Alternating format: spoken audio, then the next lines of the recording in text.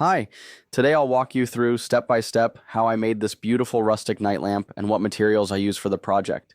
A few years ago, when I was cutting down this tree, I already knew I'd want to give it a second life.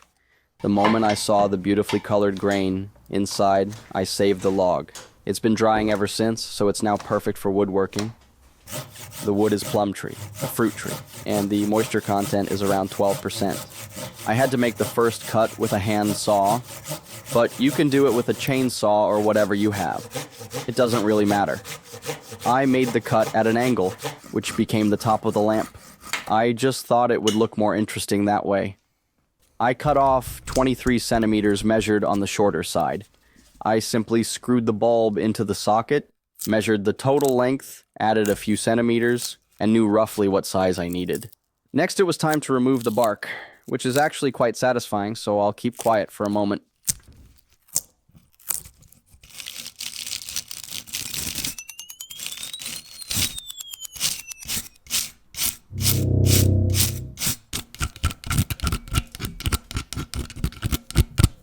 Make sure to remove all loose parts of the wood and the soft inner bark layer too. It has to go. Then comes the burning process. Don't be afraid to burn it deep. The next step is preliminary cleaning. I used a standard gas torch with a cartridge. You can find it in any hardware store.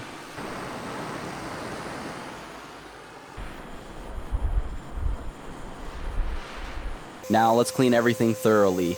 I recommend vacuuming the dust right away unless you're working outside. This dust is super fine, so if you don't want to clog your filter, use a dust separator. I made my own from two 30-liter thick wall buckets.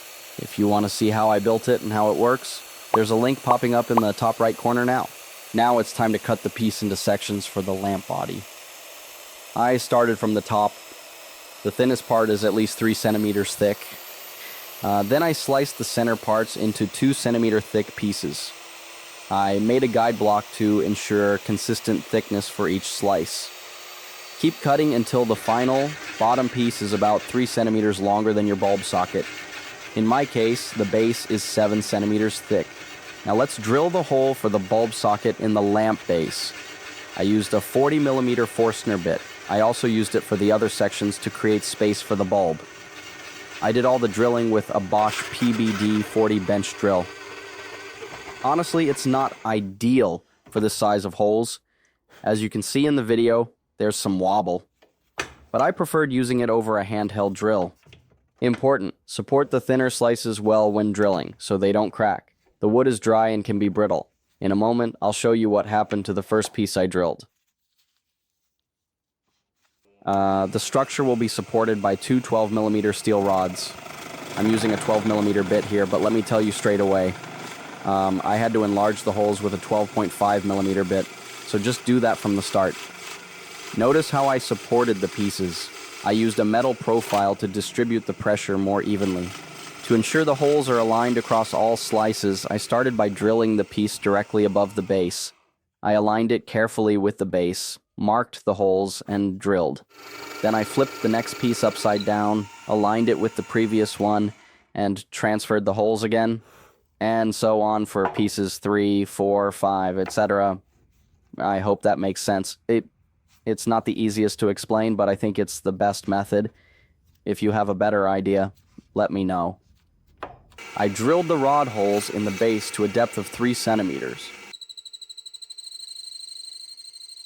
For the last slice, I made a special wedge to drill perfectly vertical holes. I also burned some areas again. Soon we'll move on to the next step.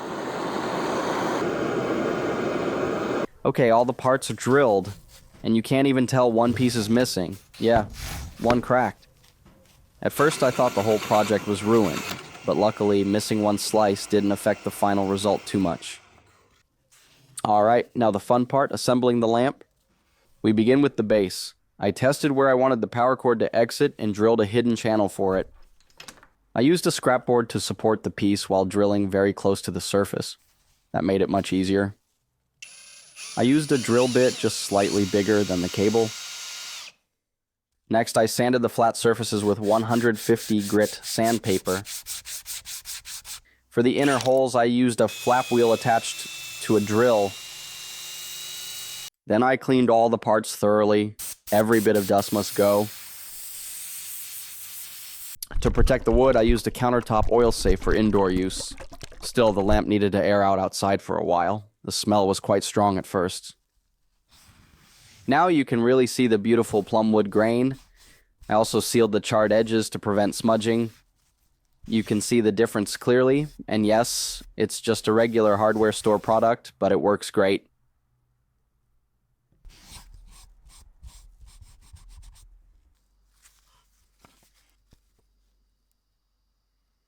Alright, I'm threading the wires through. Don't forget any part of the base. I had to disassemble it because I missed one. Reconnect the wires just like they were. Unless you're using a LED bulb, then the brown, live, wire needs to go to the plus terminal.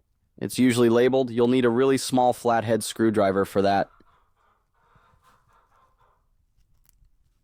All set. Now let's fasten the cord so it doesn't get pulled out accidentally.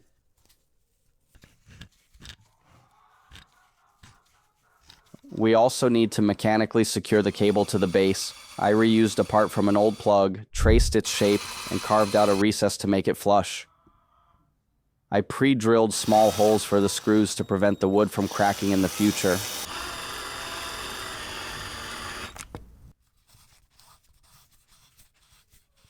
I made the feet from thin foam. Works great. I used a 12mm punch to cut them out. Bigger ones would be fine too. I nailed them in using small tacks, and I pre-drilled halfway to avoid splitting.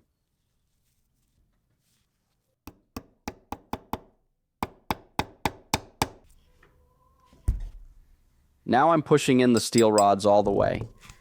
I haven't cut them to final length yet. They're 12mm thick. I slide on spacers I made from aluminum tubing. Inner diameter is 12mm, just like the rods. I had to remove all burrs and ream them with a 12mm bit. That way the spacers fit perfectly. Each wooden part also had to be reamed with a 12.5mm bit.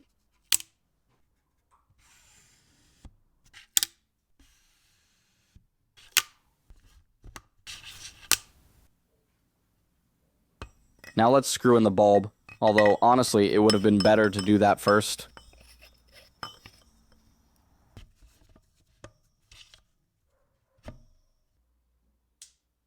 I think the result turned out pretty great. When I started this project, I didn't expect it to take so long, so think twice before you start something like this. Still, I think it's an amazing gift idea, especially if the person appreciates handmade work.